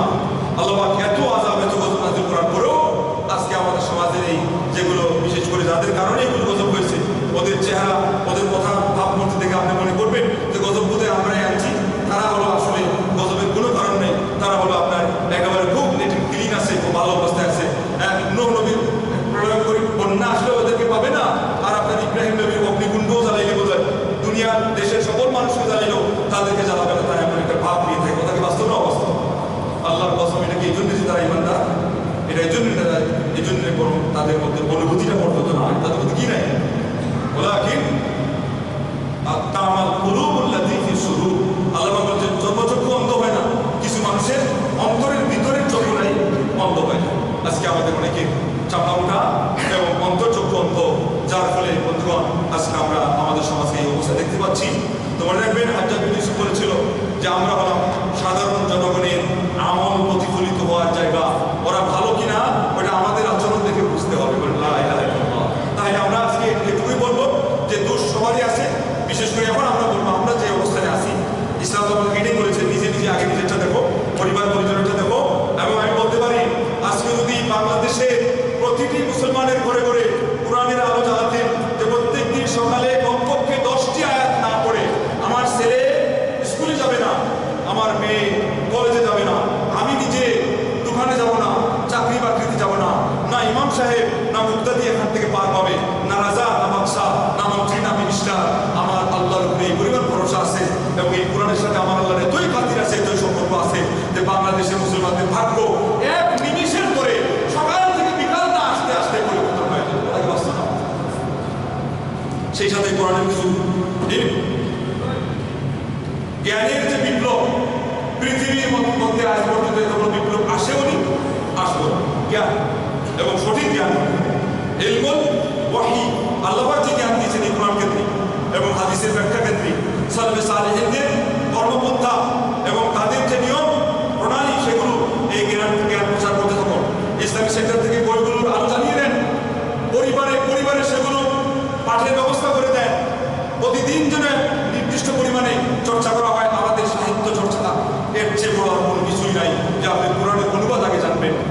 নবীর হাদিসের আপনি মিনিং অর্থ জানবেন এবং সালাফে সালেহিনরা আমাদের দৈনন্দিন জীবনে কিভাবে কি করতে হয়, এই যে একটা বললাম নামাজটা কিভাবে করতে হয়, পর্দাপসিটা কিভাবে করতে হয়। আল্লাহ নবী সাল্লাল্লাহু আলাইহি ওয়াসাল্লাম বলছেন যে তোমাদের সন্তানদেরকে 7 বছরে উপনীত হলে নামাজের নির্দেশ দাও, আর 10 বছরে উপনীত হলে সে যদি না পড়ে, সে যদি রীতিমতো পড়তে না চায়, সে যদি রেগুলার নামাজি না হয়, সে যদি নিয়মিত কুশল সহকারে একনিষ্ঠ নামাজি না পড়ে 10 বছরে, তাহলে তাকে টর্চারিং করো, তাকে প্রহার করো, তাকে শাসন করতে করো। আমরা কি করছি? 10-এর জায়গায় আপনার 10 100 হয়ে গেল। আমাদের আজকে ওই আল্লাহ নবী মুহাম্মদ রাসূলুল্লাহ সাল্লাল্লাহু আলাইহি ওয়াসাল্লামের নির্দেশটা বাস্তবায়ন করার মানে মনের ভিতরে সেই ধারণাটাই জাগে না, সেই আগ্রহটাই জাগে না। আল্লাহ নবী সাল্লাল্লাহু আলাইহি ওয়াসাল্লাম ছাত্রদের আকিদা দাও, সুন্দর একটা নাম চয়ন করো, তার মাথাটা শেভ করে ওই পরিমাণে রূপা দান করে দাও, এগুলো বেশি পালন করো। এই জন্য আমাদের বিসমিল্লাহতেই গলত, নামাজে গলত, আকিদায় গলত, ওই বাসরাতে মিলনে গলত, বাসরাতে দোয়াটা কেউ জানে না কিভাবে কি করবে না করবে, তার সাথে কুশালা করবে এটা রেডি করে। কিন্তু আল্লাহ নবী সাল্লাল্লাহু আলাইহি ওয়াসাল্লাম দোয়াটা শিখিয়েছেন বিসমিল্লাহ আল্লাহুম্মা জান্নিবনা শাইতানা ওয়া জান্নিবিশ শাইতানা মা রাযাকতানা, সেটাই পড়ে না। যার ফলে ছেলেগুলো তো পদের হাড্ডি হয়, যে এদেরকে লোহা দিয়ে পিটিয়ে আপনাদের হাড় ভেঙেও দেন, এরপরে ওখান থেকে তাদের বদমাইশি যেন বেরিয়ে আসে আরো দেখ, কারণ বিসমিল্লাহতেই গলত। এই জন্যে আল্লাহর কাছে তওবার অর্থ এটা নয় তাই কাঁদলেন। ওই সময় তো শর্ত আছে, পাপটা ছাড়বেন, ইস্তেগফার বিলা তাওবাতুল কাযযাবিন। খোদাই ইবনে ইয়াদ বলেছেন যে পাপ না ছেড়ে খালি আস্তাগফিরুল্লাহ আস্তাগফিরুল্লাহ, এটা হলো মহা মিথ্যাবাদীদের তওবা। বুঝলেন তো, একটা শর্ত, প্রধান শর্ত পাপ ছাড়তে হবে। তারপরে আল্লাহর কাছে অনুশোচনা করতে হবে, আল্লাহ আমি অন্যায় করছি, আমি লজ্জিত। তারপরে ওয়াদা দিতে হবে, আল্লাহ পাপ আমি আর করবো না, এটা প্রধান 3টা শর্ত। এরপরে আরো আছে মনটাকে খাঁটি করা, এরপরে আরো আছে সময় থাকতে তওবা করা। আজকে তো সময়ের কথা বললেই হুজুর, সময় তো আরো বাকি আছে, বাকি আছে, এটা মানে ওনাকে জানাই দিয়েছে হুজুর। আমরা মানে তোরা বলে গেছি গানে গানেতে, আমি এত বছর পাচ্ছি, তুই কিন্তু এত বছর পাচ্ছি, কি আছে নাকি কোনো ডকুমেন্ট আছে? এটা কিন্তু আপনার শয়তান জানাই, শয়তান। এই শয়তানটা এসে আপনাকে কয়ে দেয় যে আরো আছে, এটার দলিল আমার কাছে আছে। মানে হুকু এখানে দলিল দরকার নেই, কিন্তু এই শয়তান যেগুলো কিছু কাজ করে এটা দলিল আছে, এটা জানেন, এটার দলিল আরো চাক্ষু। এই যে বছর নামাজে যে কারণে আসতে পারেন না, ওইটার এটার দলিল মুসলিম শরীফে আসছে, কেউ ঘুমাইলে শয়তান তার গাড়ির মধ্যে 3টা গিরা লাগায় আবার ফুও মারে, ফুৎকার দেয়, দিয়ে বলে যে ভালো করে ঘুমা, আরামে ঘুমা, লড়িস না, চিন্তার কারণ নাই, উঠতে হবে বলে টেনশন করার দরকার নাই, রায় অনেক লম্বা, ঠিক মতো ঘুমা, আস্তে করে তোরে ফজর পার করে দেবো, 1 দিন 2 দিন করে তোরে বেনামাজি বানাই দেবো, এরপরে আস্তে করে তোরে একেবারে রেডি করবো জাহান্নামের আগুনের জন্য, তুই সুন্দর করে রেডি হতে পারবি, তোর চিন্তার কারণ। আপনি জাহান্নামের জন্য রেডি হবেন আর সে আপনার কোনো চিন্তার কারণ নাই, আর আপনি নাম করে ঘুমাবেন। এই তো আজকে আমাদের বসন্তের সাথে তাই করছে। আল্লাহ নবী মুহাম্মদ রাসূলুল্লাহ সাল্লাল্লাহু আলাইহি ওয়াসাল্লাম বললেন, তখন যদি ঘুম থেকে উঠে উম্মত দোয়া পড়ে, প্রথমে দোয়া পড়ে, ঘুম থেকে উঠে দোয়া পড়ে আলহামদুলিল্লাহিল্লাযী আহইয়ানা বা'দা মা আমাতানা ওয়া ইলাইহিন নুশুর। এরপরে যদি ওযু করে, এরপরে যদি সে নামাজ পড়ে, দোয়া পড়ার কারণে শয়তানের দেওয়া একটা গিরো খুলে যায়, ওযু পড়ার কারণে, ওযু করার কারণে আরেকটা গিরো খুলে যায়, আর আল্লাহর বান্দা নামাজ পড়ার কারণে 3 নম্বর গিরোটাও খুলে যায়। আর এই 3টা গিরো খুলে গেলে সে একেবারে তৎপর হয়ে সে ঘুম থেকে উঠে অত্যন্ত সচ্ছল অবস্থায় সে ঘুম থেকে ওঠে। আর যদি এই কাজগুলো না করে আসবাহা হাবিবান নাফসি কাসলানা, সে একজন নোংরা অন্তরের অধিকারী, অলস মানুষ হয়ে সে ঘুম থেকে উঠে। কথাকে বাস্তব মিলাই দেন, এরপরে শক্তি কিন্তু পাওয়া যায়। এই জন্যে আমাদেরকে আজকে শয়তান আর মধ্যে ফু দিয়ে বসে আছে, না আরো দেখ, অথচ এদিকে দেশ জাতি মা নিঃস্ব মা বোনদের সম্ভ্রম, আত্মসম্ভ্রম, এর দেশ মাত্র নাই। এই কোন দেশে আমরা বাস করি, এই কোন মগের কোন লোকে আমরা বাস করি? অতএব বন্ধুগণ, আর কাল ক্ষেপণ করার সময় নেই, সময় এখন কঠিন। হে মুসলিম, খুশিয়া কবি নজরুল খালি বলে গিয়েছিলেন, এটা ওই সময় হচ্ছে আজকের এই সময়ে আরো খুব বেশি আপনার যোগ্য যে কাজ সময়টা আপনি কাজে লাগাবেন, যে সময় অত্যন্ত কঠিন হয়ে দাঁড়িয়েছে। আজকে আমাদেরকে হুঁশিয়ার হতে হবে। আর ইমান আকিদার মধ্যে শিরিক বেদাতি কুসংস্কার নিয়ে থাকা যাবে না। কবিরাজের বাড়িতে স্বর্ণালঙ্কর চলে যা, বিল্ডিং পুড়ে যা, কবিরাজের বাড়িতে যাওয়া যাবে না বলে আরেকজনের কাছ থেকে আমরা একটা মন্ত্র পড়ে উদ্ধার করতে যাই, চুরি করলো, কে করলো, এগুলো করা যাবে না। আল্লাহ নবী মানা করেছেন, আমরা করবো না। রাজি আছেন তো ইনশাআল্লাহ? তাবিজ দিবেন নাকি ছেলে কান্নাকাটি করবে? সৌদি আরবের মাটিতে এই মরুভূমিতেই জিন বেশি বাস করতে থাকে, অথচ এই দেশের একটা ছেলে গায়ে তাবিজ আছে কেন? তাদেরকে সরকার জানাতে করে কেন? যখন দেখছে যে কাজ হবে না, তখন কয়ে যে অনেক গিয়ে লাভ নেই, করে না লাভ। শয়তানও সাদা গেছে, যেখানে সেখানে যায়, সময় নষ্ট করে না। আর আজকে মুসলমান যুবকেরা এই পরিমাণ বোকা, ইন্দ্রিয়ের নাম দিয়ে টেলিভিশনে হোক, নেটের মধ্যে হোক, চরিত্র নষ্ট করে, টাকা নষ্ট করে, চোখ নষ্ট করে, সময় নষ্ট করে, শরীর নষ্ট করে, ইমান নষ্ট করে, আমল নষ্ট করে, সব কিছু নষ্ট করে, এরপরে তার নেশা থেকে সে তওবা করে না। আমাদের যে শয়তান চালাক না, শয়তান যেখানে লস সেখানে যায়। দেখ আবেদ মসজিদে তো গিয়ে দেখে শয়তান, কিরে তুই এখানে কেন? তুই না সিনেমা হলে থাকবি, তুই না ওই মদের যেখানে থাকবি, তুই না ওই হাট বাজারে যেখানে ঝগড়া হয়, সুদ ঘুষ নিয়ে মানুষ টানাটানি করে ওখানে থাকবো? বলে হ্যাঁ, আপনি খুব চিনছেন আমার। ওই আপনি জিজ্ঞাসা করেন না, দেখবেন উত্তরটা কি দেয়। বলে লাভ কেন আসবে? বলে ওখানে আমার যাওয়ার দরকার নেই, আমার কাজ মানে রীতিমতো চলছে, আমার ডিউটি অন্যরা চালাচ্ছে। তাইলে এখানে বলে এখানেই তো বাজার খালি, এখানে আমি না আইনে দেখার কেউ নেই। মুসল্লিগুলো তো এসেই গেছে ওই ঝামেলা থেকে এখানে। আল্লাহ বললেন মুসলিম হাদিসে কিছু জায়গা বাজার, কিছু জায়গা মসজিদ, এই জায়গা থেকে আমার ডিউটি পালন করতে পারবো। কি পরিমাণ ছাত্র দেখছেন অবস্থা। ততই আজকে আমাদের পদপার থাকতে হবে। সময়ের অপচয় প্রচুর হয়েছে। আর্জেন্টিনা, ব্রাজিল এরা পাশ করেছে, আপনার কি হয়েছে? সারা দেশের ছাদের উপরে পাশের পাতার মতো করে পথে আপনার ওই বিধর্মীদের, কাফিরদের পতাকা উঠবেমান হচ্ছে। আর বাংলাদেশের একজন গরিব দেশের একটা মুসলমান তার ক্ষেতের জমি বিক্রি করে এবার কোনটা পাশ করছিল, সেই জার্মান নামটা এটা পতাকা বানাইছে। এখন তারা করছে তারে ওই জার্মানি গিয়ে কমিটির সদস্য বানাইছে। সে মনে করছে ওদের জান্নাতুল ফিরদাউসে পা রেখেছে। এই যদি মুসলমান হয়, নামের মুসলমান দিয়ে আপনার কোনো নাম আছে? কাফিরদের সাথে আল্লাহ নবী ওদের বাড়ির পাশে যেতে বাড়িতে না পাবো, ওর আপনি চুলার আগুন উপরে চলে যায়, আর আমার উম্মতের একজন চুলার আগুন নিচে থাকবে, আমি নবী এটা সহ্য করতে পারি না। আর আজকে আমরা সব দিয়ে দিচ্ছি, ইতিহাস ঐতিহ্যকে ঘুরে বালি করে দিয়ে এরপরে আমি খুব ভালো মুসলমান, হ্যাঁ এই জন্য যে আমি ভালো রুটি খাই, সবাই কত এগুলো আমি করি, আর জুমাবারে আমি কি নামাজ পড়ি, আর তো আমি ঈদের দিনও নামাজ পড়ি, সেবাই খাই, সেবাই খাওয়াই, ওইটাকে বলে গরু খাওয়া মুসলমান। গরু আর হিন্দুরা গরু খায় না, এই হলো পার্থক্য। আর আল্লাহ নবী মুহাম্মদ সাল্লাল্লাহু আলাইহি ওয়াসাল্লাম বলেছেন যে মান সাল্লা সালাতানা ওয়াস্তাকবালা কিবলাতানা ওয়া আকালা তাবিআতানা ফাযালিকাল মুসলিম আল্লাযী আলাইহি দিম্মাতুল্লাহ ওয়া দিম্মাতু রাসূলিহি। যে ব্যক্তি আমি আমার নবীর নামাজের মতো নামাজ পড়লো, আমার কিবলার দিকে কিবলা রূপ করলো, আমি জবাই করলে মুসলমানরা জবাই করলো, ওই পশুর গোশত খাইলো, সেই মুসলমান হলো ওই মুসলমান যার উপরে আল্লাহর জিম্মাদারি আছে, আমি নবীর জিম্মাদারি আছে। ওর রক্তের মধ্যে কেউ হাত দিতে পারবে না, ওর মাংসের মধ্যে কেউ চুপড় দিতে পারবে না, ওর সম্ভ্রমের মধ্যে কেউ চোখ তুলে লাগাইতে পারবে না, ওর মা মধ্যে ইজ্জতের মধ্যে কেউ সামান্যতম আঁচ পর্যন্ত লাগাইতে পারবে না। আল্লাহ বলে দিয়েছে আজকে আপনি নামাজি হন, সুন্নত তরিকায় নামাজি হন। আজকে মুসলমানদের সাথে জবাইটা মুসলমানদের জবাই খাবে, মানে মুসলমানদের সাথে বন্ধুত্ব রাখবে। এক একটা কথার মধ্যে এক সব মেসেজ আছে। বলেন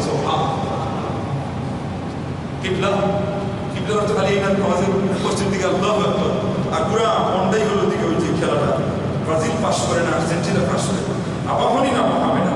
হ্যাঁ, সালমান শাহরুখ খান করছে মিরপুরে 5,000 টাকা দিয়ে টিকিট কাটুন, এই 5,000 করতে সংগ্রহ করুন, দরকার বলে চুরি করে সংগ্রহ করতে হবে, কারণ আল্লাহ শাহরুখ খান আছে, ফের চেহারা না দেখলে আমার তো জান্নাত পাওয়া যাবে।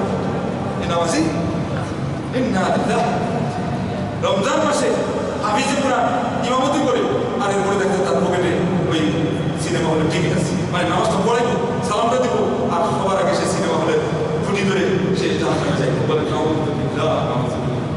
আমাদের মুসলমানদের অবস্থা আল্লাহ যে কিভাবে রাখছেন, আপনি নিজেও জিহ্বায় কামড় দিয়ে বসে থাকবেন, ও আল্লাহ তোমার নিয়ে এত ধৈর্য, আমার আল্লাহ এত ধৈর্য, এত ধৈর্য আমার আল্লাহ। আর উপায় ছিল প্রকাশ হাদিসেই আসছে আল্লাহ বলেন সবচেয়ে বেশি ধৈর্য কি করি আমরা আল্লাহকে রাগ তোলানোর জন্য, তার গজব নাজিল করার জন্য সব ব্যবস্থা আমাদের দেশে মুসলমানরা করছে। আমার আল্লাহকে সন্তুষ্ট করার মতো পর্যাপ্ত অন্তদান করবো কিছুই করি নেই। যা করছি এটা আংশিক, যা করছি এটা অপ্রতুল, যা করছি এটা যৎকিঞ্চিত, যা করছি এটা একেবারে সামান্য। কাঁদিও নেই কাদার মতো, হাসিও নেই নিয়ম মতো, ইবাদত করে নেই করার মতো, ঈমান আকীদা পোষণ করে নেই পোষণ করার মতো, যাকাত দেই নেই দেওয়ার মতো, ন্যূনতমটা দেই নেই, গরিব দুঃখীদের অবস্থার দিকে তাকাই নেই, মানুষের সহকর্মীর সহযোগিতা একটু নেই। আর না হলে কুমিল্লা দিয়ে একজন মুরব্বী, সে কেন মনীষের গুলা ভিজাই গেছে খাবে, আর লবণের গুলা লবণের ফাঁকি সে মিশিয়ে ইফতার করবে, বাংলাদেশকে এতই অভাবী হয়ে গেল। আরেকজনকে ত্রাণ দিতে গেছে, আপনি জাকাত দিতে কাপড় দিয়ে কেন ছুটে যান? আগে জায়গাতে মাথা রাখতে হবে, টাকার জায়গায় টাকা দিয়ে দিতে হবে, সোনার রূপা মূল্যায়ন টাকা দিয়ে দিলে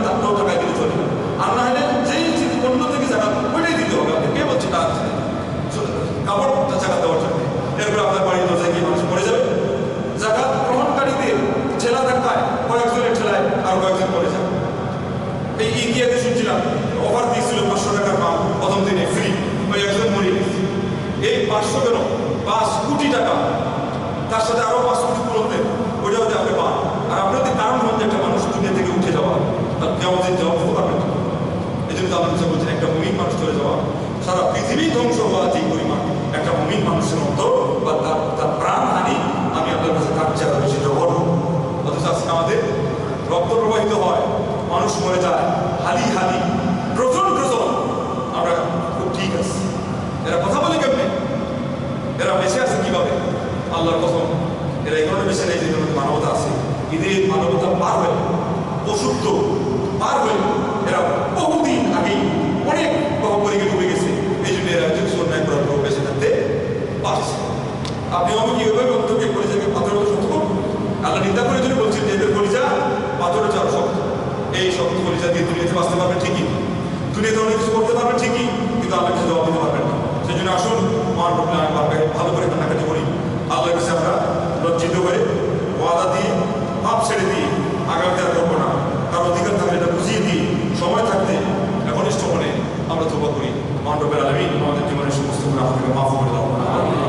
আল্লাহ, আমরা লজ্জিত হয়ে গেছি, আমরা যে কাজ করেছি এগুলো 1000-এর মধ্যে কাইদুল বিফাইদিন, একটা সমুদ্রের মাঝে একটা ফুটা আমি তুলে ধরেছি। কিন্তু আমার দেশে যা হয়, আল্লাহ তোমাকে রাগার জন্য তোমার অসন্তুষ্টির জন্য এগুলো হিসাব করে শেষ করা যাবে না। এরপরেও তুমি আমাদেরকে এই অবস্থায় রাখছো। আল্লাহ, আমরা তোমার শুকরিয়া আদায় করে শেষ করতে পারবো না, এই সত্য না কথা। আল্লাহ, এখন অন্তত লজ্জিত হয়ে আমরা পাপ চাচ্ছি, পাপ ছেড়ে দিচ্ছি, আর সুদী লেনদেনের সাথে সম্পর্ক রাখবো না, আর কোনো মেয়ের সাথে অবৈধ যোগাযোগ রাখবো না, আর কোনো বিনোদনের জন্য সময় অপচয় করবো না, আর খেলাধুলার পিছনে গিয়ে আল্লাহ নামাজ জামাতে নামাজ আমরা ছাড়বো না, কোনো হারাম কাজ আমরা করবো না, বাজিবাতির মধ্যে যাবো না, লটারিতে খাইলে নিগড়ে নিজেরাই কিন্তু আমরা সেটা করবো না। আল্লাহ, তোমার বলছে ক্যারেট খেলেও যদি শুকুরের গোষ্ঠের মধ্যে হাত ঢুকানো হয়, এটা যদি হারাম বোঝানো হয়, তাহলে বাজিবাতি থাকলে শুকুরের গোষ্ঠ খাওয়া বোঝানো হয়, আমরা সেটা হাত খালি রবিট করে নেই। আল্লাহ, আমরা কেউ শেষ করেছি, আল্লাহ আমরা হারাম হাত করে শেষ করেছি, একবার করেও শেষ করি নাই। আমাদের নেশা হয়ে গেছে এমন যে আমরা হারামের ছাড়া আমাদের তৃপ্তি হচ্ছে না। আল্লাহ, এগুলো থেকে আজকে আমরা লজ্জিত হয়ে তওবা করছি, তুমি আমাদের তওবা কবুল করবো না। আল্লাহ আমিন। নাকি আমার মানে যে হুজুর তো কইল, এটা আমি কইনি, না কইলে আলাদা হয়ে যাবে। এই ধরনের ইমার্জেন্সিতে যদি আলাদা থাকেন তাইলে মনে করেন যে আপনার সংশোধন হওয়ার সময় আপনার ইসলামে তো এই ধরনের সম্মিলিত তওবা করার এই পদ্ধতি নাই। কিন্তু হাত না তুলে আনুষ্ঠানিকতা ছাড়া এই ধরনের পরিস্থিতিতে কিছু কথা আলোচনা করবেন আর আপনার আমিনার বলেন, সেই মতো আলহামদুলিল্লাহ এলাও আছে, এখানে একটা ট্রেনিংও আছে যে কীভাবে আপনি আল্লাহর কাছে বলবেন। ঠিক আছে না? বলতে পারবেন তো ইনশাআল্লাহ? নাকি এখান থেকে গেলেন আর এরপরে আরেক মাস এলাম সময় এরপরে হুজুরের সাথে দেখা হলে বলবো আপনার সাথে, আর এরপরে বাকিটা আমরা যা আছে করিয়ে যত পারো তত পাপ, শেষে হজার পীর পাপ, এটা তো মন্ত্র শিখাই দেওয়া আছে একজন বন্ধুদের পক্ষ থেকে, খালি পাপ বলে জমা করতে পারো। এরপরে কি সমাধান কি চলে ওই হজ আছে আর পীর বাবা আছে, দুইজনের মাধ্যমে সমাধান করে হয়ে যাবে। এই জন্যে আল্লাহর কাছে আমরা এই জিনিস থেকেও তওবা করছি, যেগুলোর কারণে আজকে আমাদের সমাজ ভুল রং ইনফরমেশনের উপরে গিয়ে তারা আমার আল্লাহকে ডাকে না, আল্লাহকে তারা প্রত্যাবর্তন করে না। অতএব আসুন মহান রব্বুল আলামিনকে ডাকি শিখুন, রাতের শেষ ভাগে উঠে কান্নাকাটি করুন, দান খয়রাত করুন, গরিবদেরকে, অসহায় মানুষকে এক ফোঁটা পানি দেন, তৃষ্ণার্ত মানুষকে এক বিন্দু পানি পান করান, ক্ষুধার্ত মানুষকে এক লুকমা খাবার খাওয়ান। আল্লাহ নবী সাল্লাল্লাহু আলাইহি ওয়াসাল্লাম বলেছেন, কালকে আমাদের দিন জান্নাতের ফল ভক্ষণ করবে যে ক্ষুধার্ত মানুষকে খাবার দেবে, কালকে আমাদের দিন স্বর্গীয় সুধা মহারানকৃত সুধা পান করবে যে তৃষ্ণার্ত মানুষের মুখে এক ফোঁটা পানি দেবে। আমরা বন্ধুগণ কোথায় কোথায় সেগুলো এমন এক পরিবেশে আছি। ওমান থেকে ফোন করেছে ছেলে, বলছে 18 বছর বয়স, আমি দাঁড়িয়ে রাখি আলিমদের ওয়াজ শুনি, আমার বাবা মানা করতে করতে করতে করতে শেষ পর্যন্ত এই পর্যায়ে পৌঁছায় দিয়েছে। আমি অসহ্য হয়ে দোকান ছেড়ে দিয়েছিলাম, আপনাদের কথায় আমি আসছি। আজকে শেষ মেসেজ তার কাছ থেকে আসছে, বাপ বলছে তুই যদি দাড়ি না শেভ করো তাহলে আমি সুইসাইড করবো। আমি বলছিলাম যে মায়ের মাধ্যমে তুমি বাস করো, সেই মাকে ধমকি দিয়ে বলছে তোর মাকে আমি তালাক দিব। কোন মুসলমানের গরিবকে বাস করে না, কোনো খ্রিস্টানই কাজ করছে, কোনো হিন্দু করছে, কোনো ইহুদি করছে, তার ছেলে। অনেক খ্রিস্টান ফ্যামিলি আছে কি দেখে ছেলে মুসলমান হয়ে গেছে, কিচ্ছু বলে তোমার ছেলের ইচ্ছা। আর আজকে সে চাকরি করে, ছেলে বিড়ি সিগারেট বিক্রি করবে না, কেসে বসবে না, অন্য জায়গায় বসবে, বাবার আছে সে যে দোষ দেয় দাওয়া দেবে, মোতাবরা ধরে জাদু করছে, মোতাবরা ধরে করছে, মোতাবরা কি দোষ করছে? বরং আমি নিজেই তাকে অনেক সহজ জিনিস শিখাই দিয়েছি। যেই পর্যন্ত সুযোগ খুঁজে পাইছি বলছি বাবা ধৈর্য দাও, ওই বাবা তার গাড়ি যাচ্ছে না, তো তোমার তো চিন্তা করা দরকার। আর কোরআন আল্লাহ বলছেন শিরিক করতে গেলে বাধ্য করতে গেলে বাধ্য হবে না, কিন্তু তাদের সাথে ভালো ব্যবহার করেই যাও, করেই যাও, কিন্তু ছেলের মধ্যে ইমানের আলো যে জ্বলছে, এই ইমানের আলো আর কুফুরির আওয়াজের অন্ধকার কোনোদিন এক হতে পারে না। কিন্তু বাংলার মাটি এমন একটা আশ্চর্যজনক মাটি। তা আল কাসিম থেকে একজন পর্যটক কি বলছিলেন, মানুষ বলে মধ্য আফ্রিকা, কিন্তু মধ্য এশিয়া তারা দেখে নাই। বলে আমরা বলবো এটা কোনটা? তোমাকে বাংলাদেশ হলো মধ্য এশিয়া। আশ্চর্যের দেশ বলে কেমনি হঠাৎ করে দেখা যায় সাদের চেহারা সাদা একটা মানুষ, আবার দেখা যায় পয়লার সে কালো একটা মানুষ, হঠাৎ করে দেখা যায় আর্মির সে লম্বা একটা মানুষ, হঠাৎ করে দেখা যায় একেবারে শিশু বাচ্চার সে খাটোয়ার একটা মানুষ, হঠাৎ করে দেখা যায় একটা মহিলা পর্দা করছে সৌদি মহিলা ফেল, হঠাৎ করে দেখা যায় একটা বেপর্দা মহিলা ইউরোপ আফ্রিকা পেন্টাগন ফেল, হঠাৎ করে দেখা যায় যে একটা মানুষ এত নম্র এত ভদ্র নবীর সাহাবীদের অবস্থা ফেল, এমনদের অবস্থা ফেল, হঠাৎ করে দেখা যায় আর একটা এমন গরম মানুষ দেখে মনে হচ্ছে নাসির গুলো তার কাছে ফেল, হঠাৎ করে এমন জিনিস দেখছি গন্তে গন্তে আমার ডাইরে ফুল হয়ে গেছে। আমি শেষ করতে এসে বলেছি যে দুনিয়ার বিশ্বের মানুষ আসলে দেখা না দেখ, আমি পর্যটক বাংলাদেশ থেকে আমি বললাম যে এশিয়ার মধ্য আশ্চর্যের দেশ হলো বাংলাদেশ। কথা কি সত্যি বলছে? আমি আজকে বলবো আরেকটা কথা, সে বলে নেই যে আপনি দেখবেন সারা পৃথিবীর সবচেয়ে বড় পরিষ্কার, সবচেয়ে বড় মনোযোগী, সবচেয়ে বড় বিনয়ী, সবচেয়ে বড় সুখুজু, সবচেয়ে বড় একনিষ্ঠ, সবচেয়ে বড় আন্তরিক, সবচেয়ে বড় ঐকান্তিক, সবচেয়ে বড় ত্যাগী, সবচেয়ে বড় উৎসর্গী একটা মানুষ বাংলাদেশে পাবেন। আর সবচেয়ে বড় উদাসী, সবচেয়ে বড় নোংরা, সবচেয়ে বড় বেপরোয়া, সবচেয়ে বড় ব্যর্থ, সবচেয়ে বড় অসভ্য, সবচেয়ে বড় অসভ্য একটা মানুষ আছে আমাদের দেশে। আছে না? আল্লাহ কি করবে আমাদেরকে দিয়ে? করবে নাকি? এই জন্যই আমি খুঁজে পাই না যে কোনো জায়গায় আল্লাহ দুটানায় আছে, কিন্তু বুখারীতে একটা হাদিসে আল্লাহ নিজেই বলছেন যে একটা জিনিস নিয়ে আমি দুটানায় থাকি। হ্যাঁ, আল্লাহ আল্লাহ কোনটা জানেন? বলছেন যে আমার মুমিন বান্দাটার জান কবজ করবো কি করবো না সেটা নিয়ে আমি খালি দুটানায় থাকি। এটা কিন্তু আল্লাহ দুটানা না, এটা একটা রহস্যজনক কথা আল্লাহ বলছে। এবং মুমিনকে যে আল্লাহ কত ভালোবাসেন সেটা কথা বলতেছে। আর আল্লাহ যে তার কি কল্যাণ চান, আর মুমিন হওয়া সত্ত্বেও যে আমরা ফসকে যেতে চাই ওটা বোঝানো হচ্ছে। এটা কোনটা? আল্লাহ বললেন যে আমি চাই যে সে চায় যে তারাই বড়, আর আমি চাই যে পাপ না হোক। আল্লাহ কোনো কোনো মুমিনদেরকে যখন দেখে যে কে আর কিছুদিন বাঁচিয়ে রাখলে একটা পাপ করবে, এই পাপ আমি আল্লাহ সহ্য করতে পারি না, তখন আল্লাহ ওই মুমিনটাকে আগেই দুনিয়া থেকে উঠায় নেন। এই জন্য আপনি দেখবেন অনেক ভালো মানুষ অঙ্কুরে বসে পড়ে যায়। আমরা মন্তব্য শুরু করে দিই আল্লাহ এইটারে নিল, আমার বাড়ির পাশে এমন একটা পদের হাড্ডি আসছিল, পরে যদি আল্লাহ নিত আমিও রেখে পেত, সমাজে রেখে পেত, মানে আল্লাহ তাদের হিসাবে ভুল করছি, উনি ঠিক মতো আল্লাহ শিখে দিয়েছে। আমার আল্লাহ কি প্রকার কি পরিমাণে তার বান্দাকে ভালোবাসে চিন্তা করে। এমনও বান্দা আছে ওই বান্দা পাপ করো আল্লাহ সহ্য করেন না, যার ফলে তার দুনিয়ার জীবন থেকে তাকে উঠায়। আর আজকে আমি লালিত পাপ করি আর এরপরে মনে করি এইটা বোধ হয় আল্লাহ আমার লাইসেন্স দিয়ে দিয়েছে, অন্যদেরকে দেয় নাই। তারা আমাকে আমার দুনিয়া থেকে নিতেও পারতো, অসুস্থ করতে পারতো, বিপদে ফেলাইতে পারতো, আমার মতো মানুষকে আটকাই দিতে পারতো, আনতে দিল কেন, আমার হাতে আসলো কেন? তাইলে বলতে এটা আল্লাহ পাপ করিয়ে দিচ্ছে। অনেক মুসল্লি আছে সকালবেলা ফজরের নামাজ পড়ে, এরপরে ট্রেনে উঠে তখন টিটি পয়সা না চায়, পয়সা ওই ফজরের নামাজের লাইসেন্স আল্লাহ দিয়ে দিচ্ছে আমারে, টিটি তোর কাছে পয়সা চাইবো না। এমন নামাজ তুই পড়ছো যে নামাজের কারণে তোর জন্য চুরিও চাইছে হয়ে গেছে, খাইয়ানো চাইছে হয়ে গেছে, প্রতারণা চাইছে হয়ে গেছে, একটা টিটির মতো মানুষকে ঠকাও চাইছে। নামাজ পড়ছি তো আমরা ঠিক মতো, আমাদের নামাজের কৌশল এইরকম, আমাদের পরিষ্কারদের কৌশল এইরকম।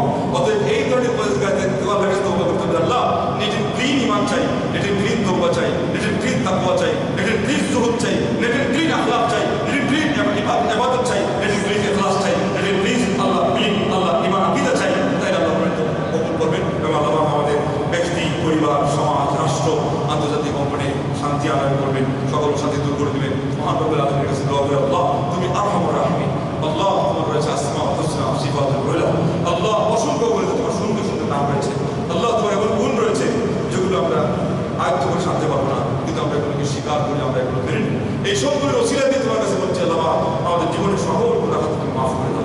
আল্লাহ তুমি আমাদেরকে সাহায্য করো, আল্লাহ আমাদের দেশকে তুমি উদ্ধার করো, আল্লাহ আমাদের জাতিকে তুমি রেহাই দাও, আল্লাহ আমাদের দুনিয়া এবং আখিরাতকে তুমি সফল করে দাও। আল্লাহ আমাদের জীবন থেকে অশান্তি অন্ধকার অসুখ বিসুখ মারামারি হানাহানির হাজার আল্লাহ সেগুলোকে তুমি দূর করে দাও। আল্লাহ চিরতরে বাংলার জমিন থেকে পুকুরি শিরিকি এবং সেই নাস্তিকবাদের যে ময়লা আবর্জনা বিশ্বাস্প আল্লাহ এটাকে তুমি সাফ করে দাও। আমাদের ওয়েদারকে আল্লাহ তুমি পরিষ্কার পরিচ্ছন্ন করে দাও। আল্লাহ আমাদের পরিবেশকে আল্লাহ তুমি মুক্ত করে দাও। আল্লাহ ইমানি পরিবেশ আমরা যেন পেতে পারি, আমাদের পরবর্তী প্রজন্মরা সেই পরিবেশে থেকে তোমার নাম দিতে পারে। কে আমাদের আগ করতে আল্লাহ তুমি আমাদেরকে একটা পরিবেশ দাও, এমন একটা দেশ দাও আল্লাহ, এমন জাতি দাও আল্লাহ, এমন সরকার দাও যে আমাদেরকে তোমার প্রতি আরো বেশি অগ্রসর করে দিবে, উৎসাহিত করবে তোমার বিধানের প্রতি, সে আমাদেরকে আরো বেশি উৎসাহ যোগাবে। আর এখন যা হচ্ছে আল্লাহ সম্পূর্ণ বিপরীত। আল্লাহ